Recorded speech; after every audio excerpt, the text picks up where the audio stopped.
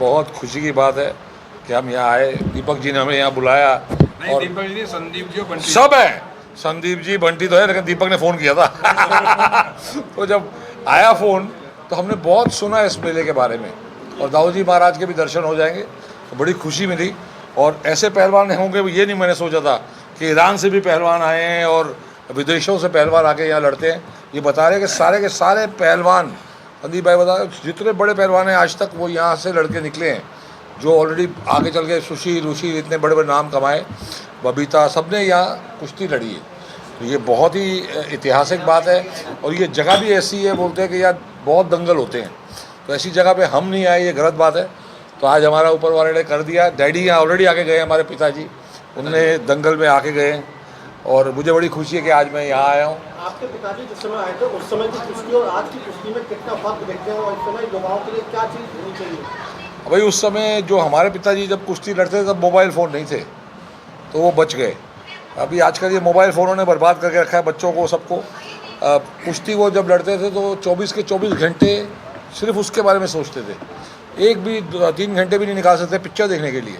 पर आजकल ये डिस्ट्रैक्शन बहुत है, लेकिन इन पहलवानों को बहुत मेहनत करनी पड़ती है, क्योंकि दुनिया भर के पहलवानों से लड़ना पड़ता है। तो कुश्ती जो है वो बहुत फुर्तीली और डिफरेंट टाइप हो गई है। रूल्स चेंज हो गए हैं बहुत अभी कुश्ती लड़ने के।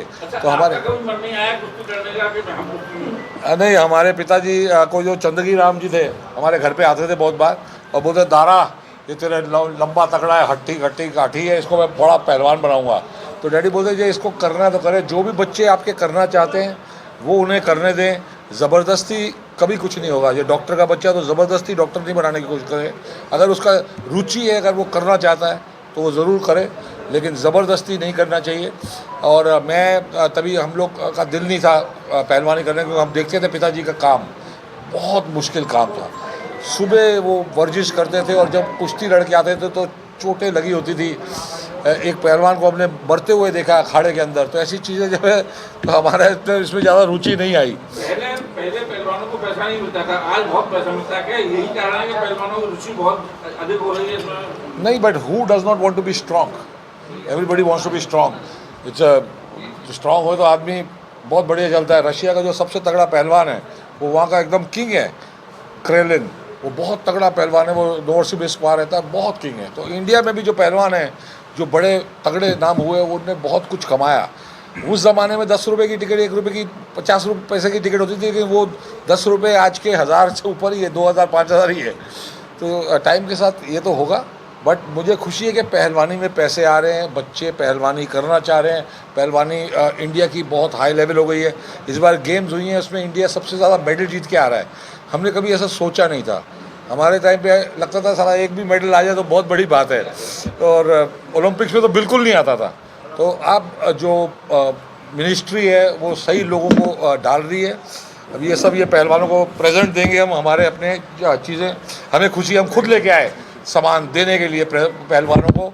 मुझे तो बाद में यानी ज़्यादा लाना चाहिए था, मुझे नहीं पता था इतना बड़ा दंगल है। अगले साल पूरा का पूरा भर देंगे हम आपके साथ।